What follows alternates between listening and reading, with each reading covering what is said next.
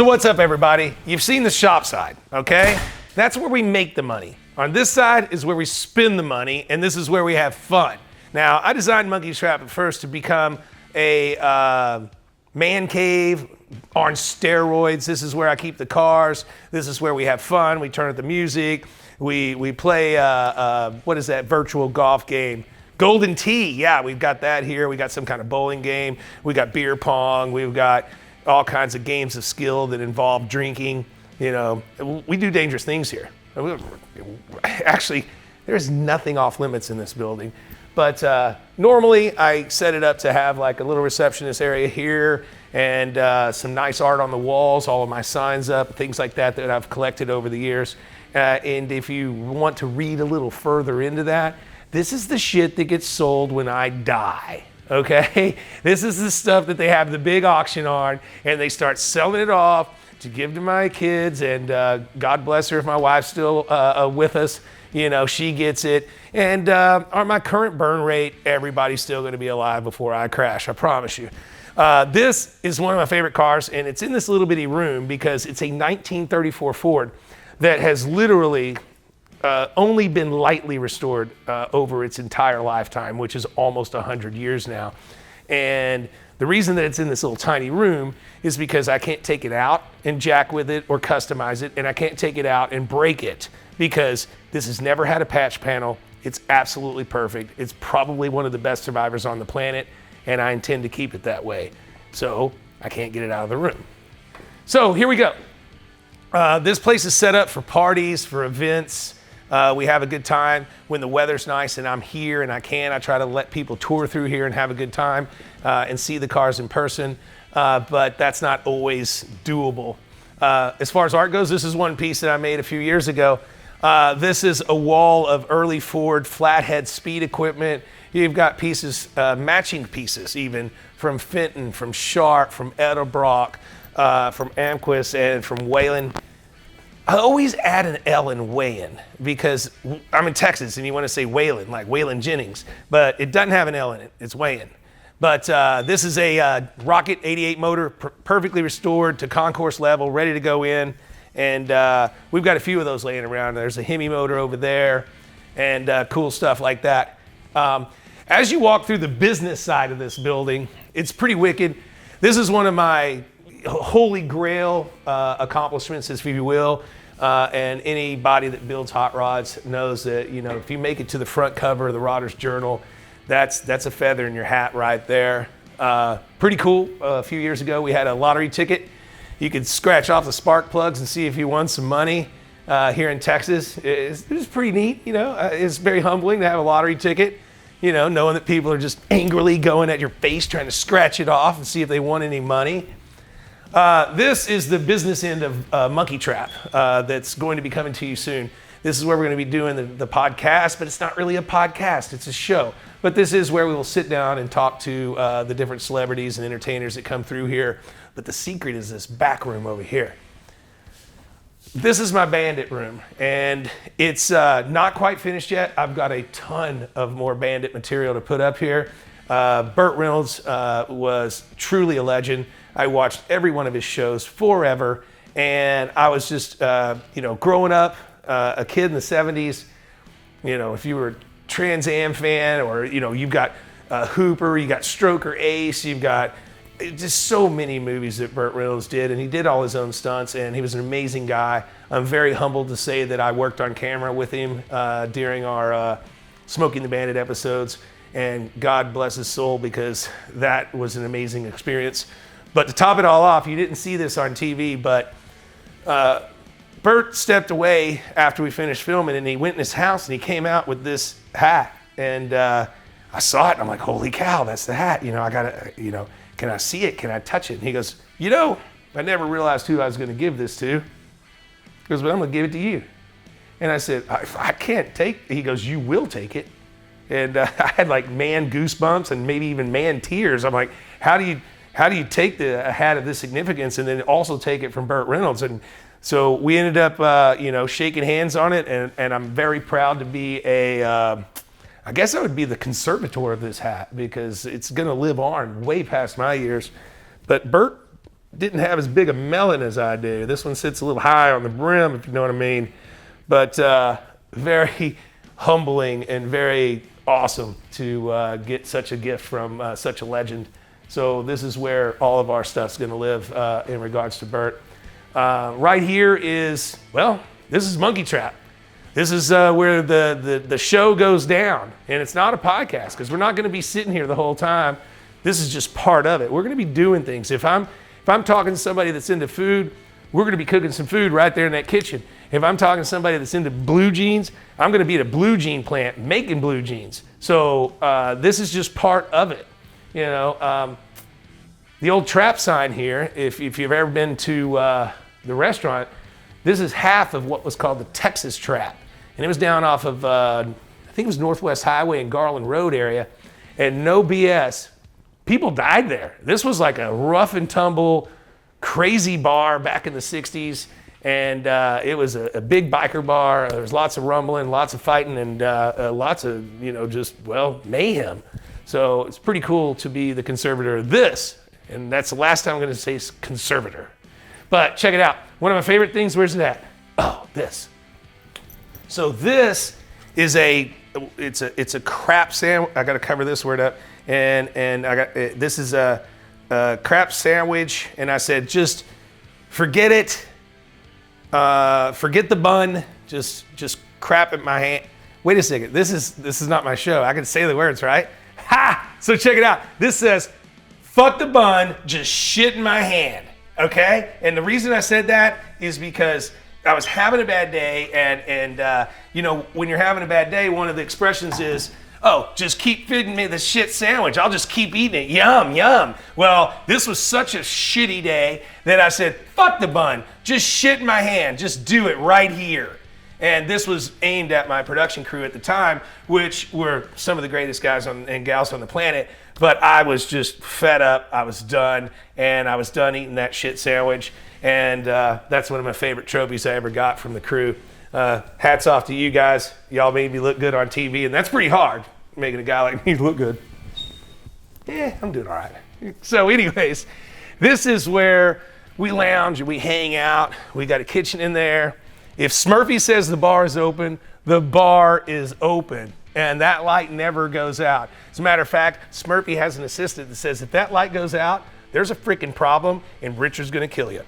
So the bar's always open. That's just the way it is here, because when we're on this side, it's time to relax, it's time to unwind, it's time to enjoy the eye candy that I'm fixing to show you, and it's just, this is my happy place. I get happy here. I gotta think about that for a second.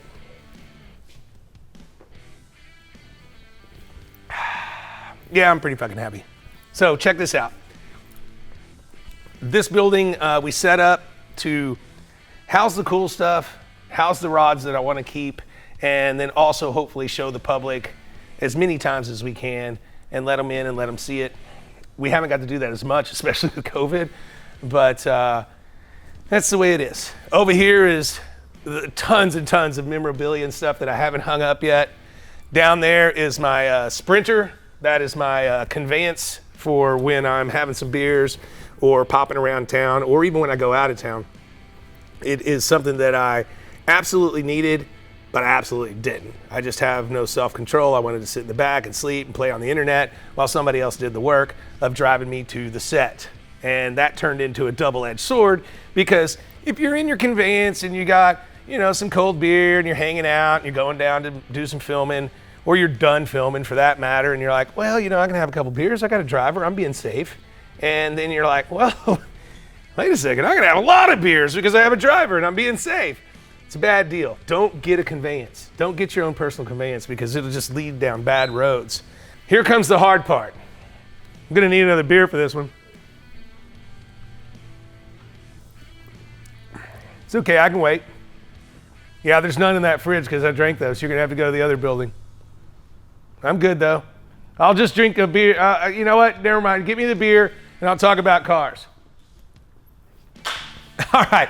So check it out. This is a 1932 Roadster that I had a gentleman up in Oregon build for me a couple of years ago. The cool part about it is it's a traditional Roadster. It's got a Kinemot brake system in it that's it's built to resemble those brakes, which were actually had 3 brake pads that went out. This one has hidden disc brakes inside it. Small block Chevy, automatic overdrive tranny, chop top, just a traditional looking, super cool, ready to go little roadster. I love this car. The reason that I bought this car and had the guy up there build it for me is that when I started Gas Monkey back in 2004, I found this hood ornament at a swap meet. And I bought the hood ornament, and I always wanted a 32 Roadster. So I said, you know what? I'm gonna keep this hood ornament, and one day it's gonna sit on my 32 Ford Roadster. And now it does. Is this a real 32 Ford Roadster?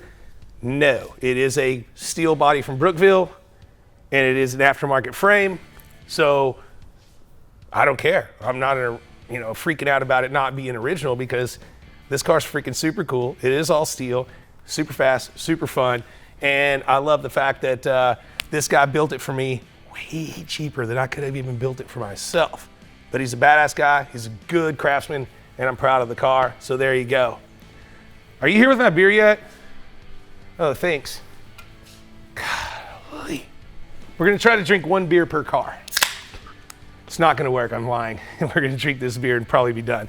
So this is a 1931 Ford Roadster, and I love this car because a guy in California put his heart and soul into this car over the course of about 3 or 4 years. It is highly detailed, it's very specially built, and it's a bitchin' car. It's got high horsepower, nice 5-speed behind it. The 4 Strongbergs are set up. I mean, this car is bitchin' cool. It's fun to drive, and I saw it up for sale, and I went ahead and bought it and had it brought here to Gas Monkey. Now, one of the big things that I get in the old interwebs, if they see it, is everybody's out there, oh, that's the car that Paul Sr. had Jesse James build for him, and blah, blah. No, no, no.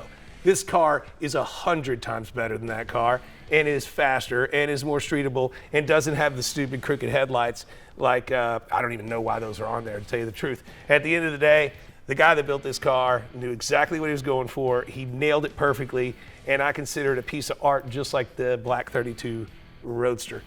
These are well-executed cars, and they're super cool. This one here is a 1932 Ford 3-window. As you can tell, I like my 32s. It's an all-steel car. It's an all-real car. And we actually redid it a little bit on the show, I believe, and just kind of gave it a little bit more attitude. It kind of had a little bit of an 80s attitude to it, and we stuck it back into the early to mid-60s attitude. This car's got all the creature comforts of home, AC, Bluetooth radio.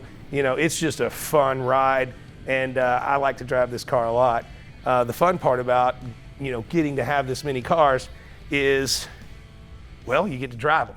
Now, I'm gonna get all the way through them before I tell you about the shitty part. You guys remind me about the shitty part. This 32 Ford 5-window I chased for years. It was built by a friend of mine named Byron and his dad and one of his dad's good friends, and they spent years perfecting this car. Again, just like the other cars, just perfectly executed, nothing over the top, nothing too crazy, just an awesome, all steel, all real 32 Ford. Now, I love this car. It's absolutely impeccable. I tried to buy it for years and years and years. I mean, I think I was trying to buy this car when 2010, 2012, and I just kept trying to buy it, and I finally got a hold of it, and it's a great car to drive. I love it. So there you go. It is pretty cool color. It's got a lot of eyeball appeal, and there you go. This, I don't even know why this is in here. I think this belongs to one of my employees, as we mentioned before, that like to say they're working on one of their projects, right? And so there you go. Yeah, it's a Baja Bug. I'm sure it's pretty cool. Tony's pretty, what was the word I was looking for? Tony's pretty... old.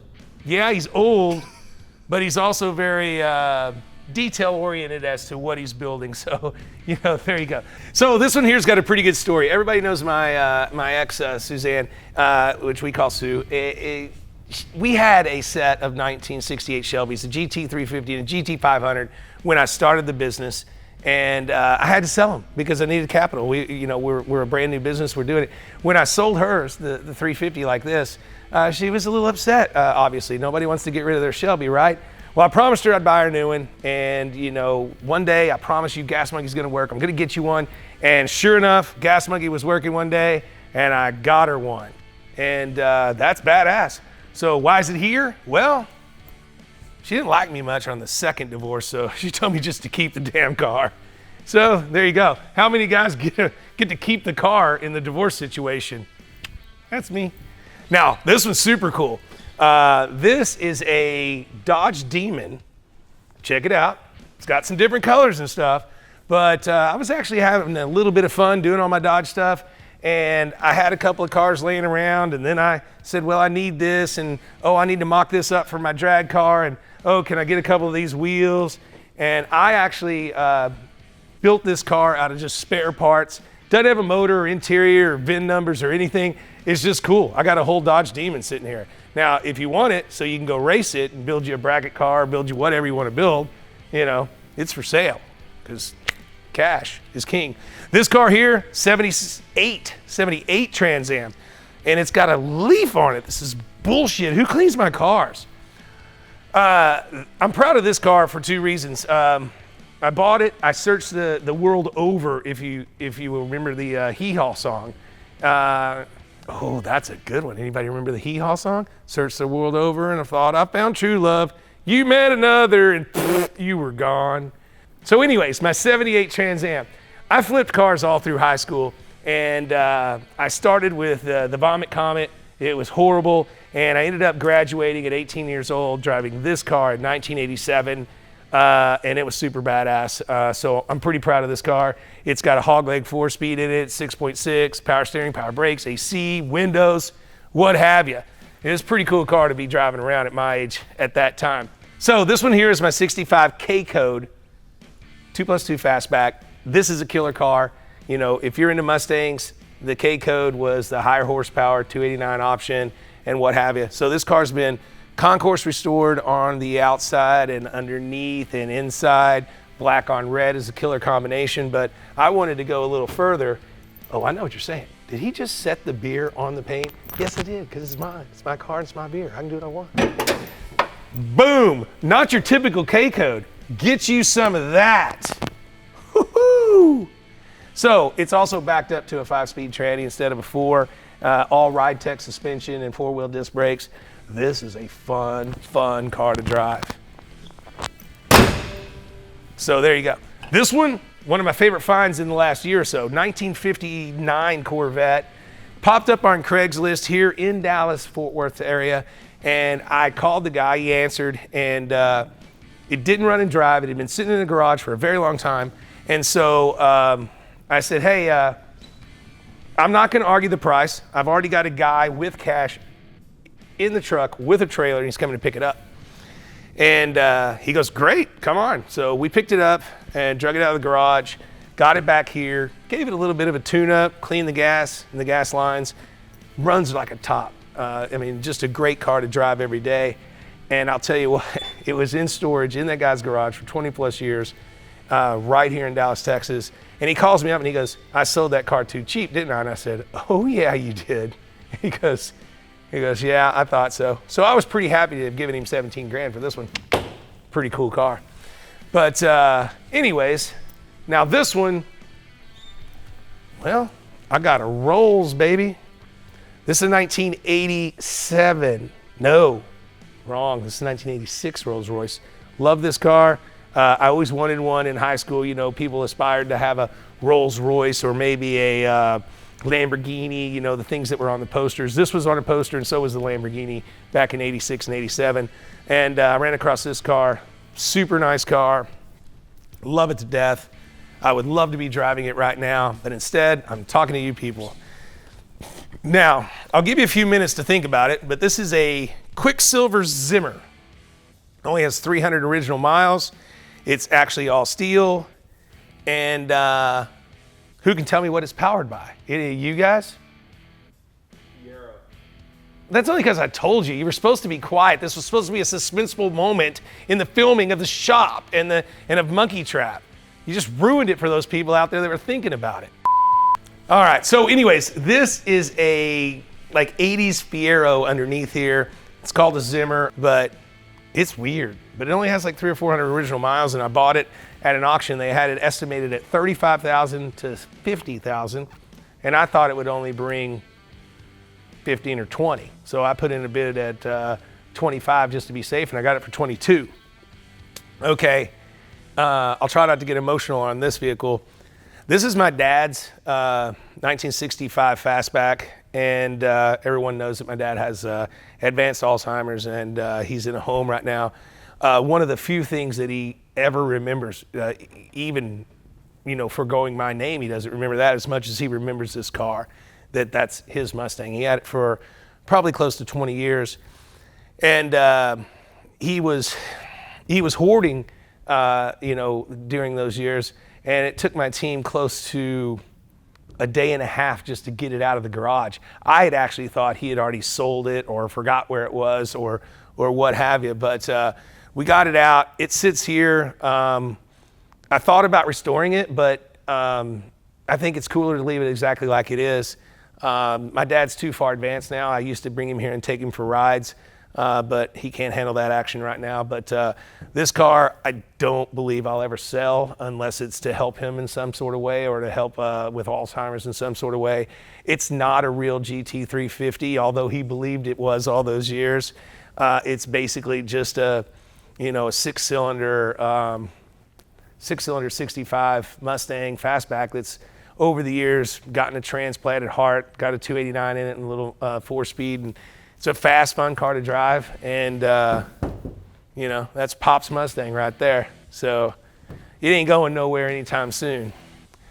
This one here is a 1936 Roadster. Pretty rare car, especially in original condition. This car over the years has been maybe lightly restored. It's all original sheet metal, absolutely zero patch panels anywhere, zero Bondo anywhere. It's just always been a really nice car that's always been kept up, and it's just always been a good driver. So pretty cool car. I don't remember where I bought this from, but there you go. This 1951 Ford is actually a Ford-a-lac, which means in the 50s, mid-50s to later, they started taking the 331 Cadillac motors out of the Cadillacs and putting them into the Ford shoeboxes and called them a Ford-a-lac. What's really cool about this is this car has been in this neighborhood since the 50s. It's literally never lived more than a mile from this building. It was Phipps's dad's car. Everybody knows Phipps. And Phipps, I guess his dad took his mom to the hospital to give birth to Phipps in this car. I mean, how crazy is that?